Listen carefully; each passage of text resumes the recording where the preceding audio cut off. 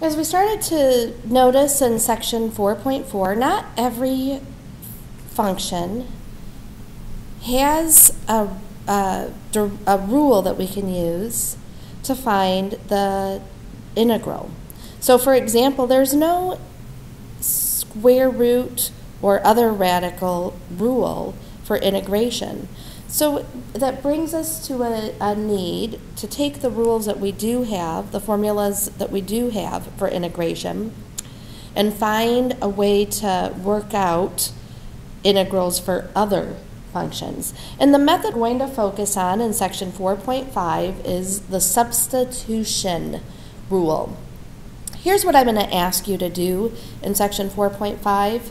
For section 4.5, I'm going to ask that you help yourself with this by following the example that I'm going to set precisely. So show each of the steps. Don't take a shortcut in 4.5. If you'll show each of the steps for the first several problems, then you'll start to get the hang of the process.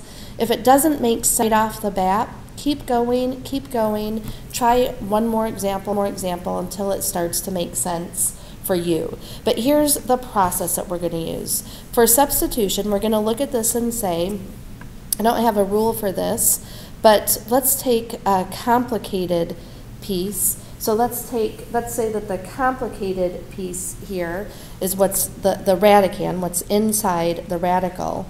And let's let u stand in for that. So it's like a pitch hitter. It's like this. We're substituting in a u for 1 plus x squared. Now, if u is 1 plus, this sounds like horrible grammar, so I'm almost embarrassed to record this, but if u is 1 plus x squared, then what is du? So if u is 1 plus x squared, then we could say that the derivative of 1 plus x squared with respect to u is 2x times the derivative of x. Well, lo and behold, our problem is written nicely. So our 2x dx is right here for us. So if I could rewrite this as the square root of u times du. I really want to encourage you for each problem to state the u and state the derivative of u with respect to the variable that's used in the problem, so in this case the x. And I'd even highlight or underline or somehow note that you have this 2x dx, which is the du. So for the 2x dx, I've put the du, and then in place of 1 plus x squared, I've put the u. And now I can use a simple rule to rewrite this as u to the 1/2, and I can integrate this. It's u to the 1/2 plus 1, or 3/2, over 3 times 2. Don't forget the c, and also don't forget that this problem didn't ask us to find a derivative of u, it asked us to find a derivative with an x. So to finish this problem, I have to go back and undo that substitution. So to undo the substitution, I'm going to 1 plus x squared back in for u. So I'd have 2 times the square root of 1 plus x squared cubed for 3. And of course, I'll need to do a little bit of simplifying here to write that as 2, because we have a square root of something cubed. I could take out plus x squared to take out one of them, and then we have 1 plus x squared over 3. So there's the first example. Do you see how you could apply that same process to the second example? Look for the inside piece. The inside piece is going to be the x to the 4th plus 2. So that's usually going to be an obvious u. So I'm going to let u equal this x to the fourth plus 2. The derivative would be 4x cubed. And since it's the derivative of u, I've got to remember to chain and call this 4x cubed dx. We almost have a 4x cubed dx, but not quite. Almost is close enough in this case because I can put in 4 and take it out by dividing it. I'm going to move this dx over. And then I'm going to replace this x to the fourth plus 2 with u.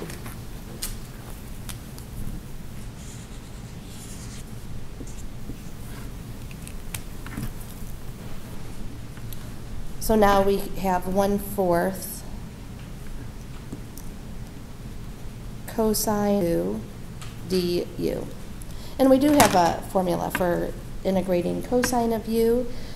When we integrate cosine of u, we get sine of u. And I just need to finish the problem by replacing the u with our x term. So 1/4 sine x to the fourth plus 2. Make sure you put that x to the fourth plus 2 in parentheses. C. Would you like a shortcut for some of these problems? Sometimes when we're finding a definite integral, we could use the symmetry to say that instead of integrating from opposite of a to a, I could integrate from 0 to a and say, well, that piece is just duplicated over here, so I could double it. So it's going to be twice the area of the integration from 0 to a. So notice this really helpful tool we can use to take a shortcut. If this function is even, it's going to be symmetric about the y-axis. So integrating from the opposite of a to a is going to be the same, doubling the integration from 0 to a. So I hope you'll find that helpful as you're doing some of the problems. Let's look at another example. We have the integration of x cubed 2 plus x to the fourth. We could see the complicated piece is going to be this 2 plus x to the fourth. So I'm going to let u equal 2 plus x to the fourth. The derivative of 2 to the fourth is going to be 4x cubed. Don't forget to chain and take the derivative of x. So we'll have 4x cubed dx. So I could rewrite this. Looks like I'm going to need a 4 in, so I'll divide it back out.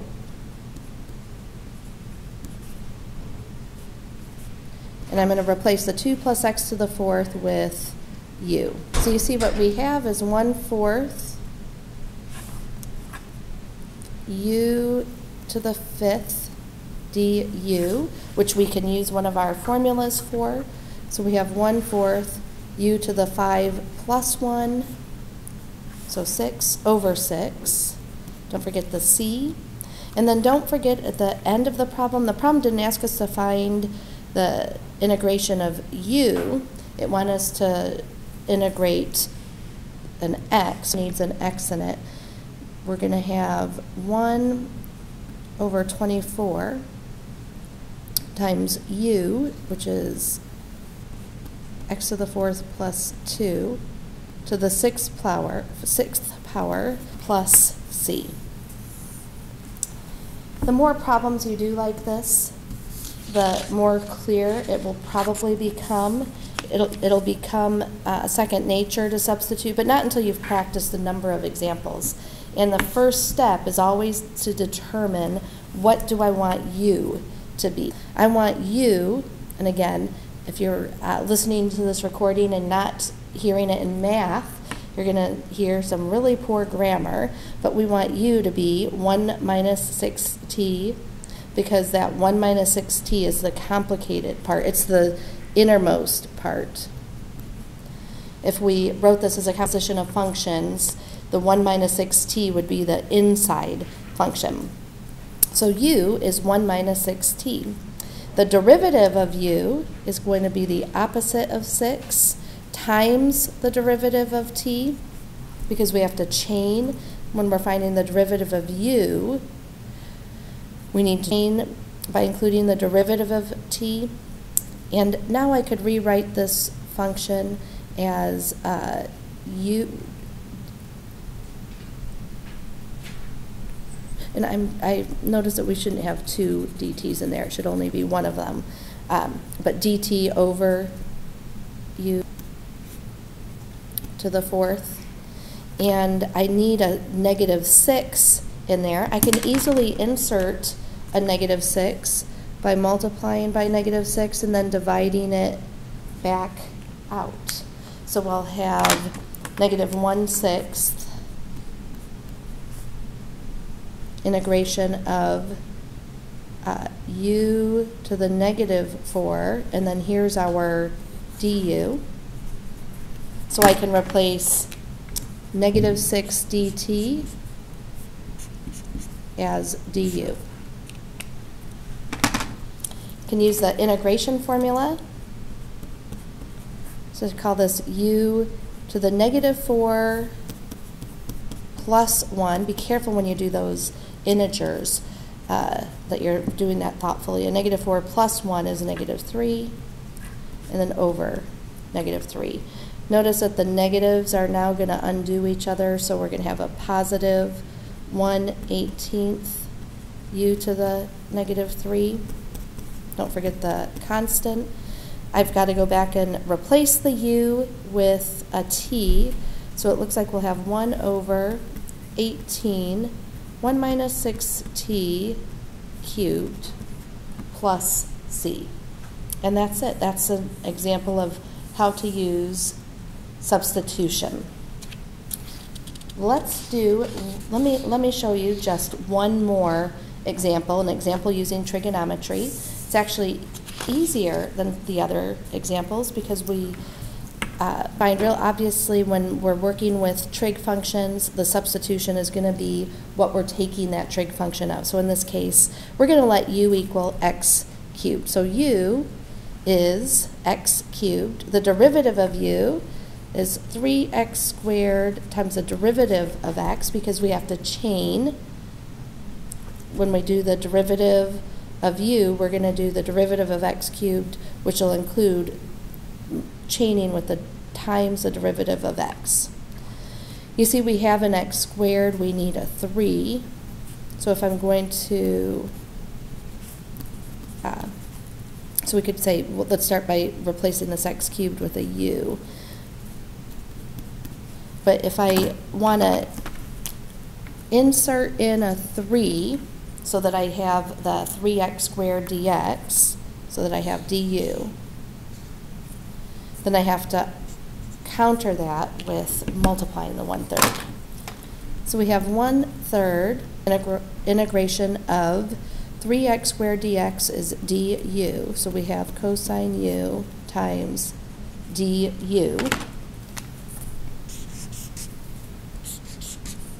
And our integration rule, our formula, gives us the integration of cosine as the opposite of sine.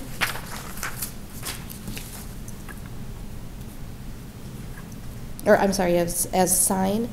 So we have sine, 1/3 sine of u, and so we're going to replace the u with a u cubed. And then don't forget the constant. So our final answer will be 1/3 sine of x cubed plus c. Let me recap really quickly what the procedure was. We start by determining what the u is going to be, and then by looking at if this was written as a composition of functions, what would be the inside function? And in this case, the inside function would be x cubed. And then we want to write out the du.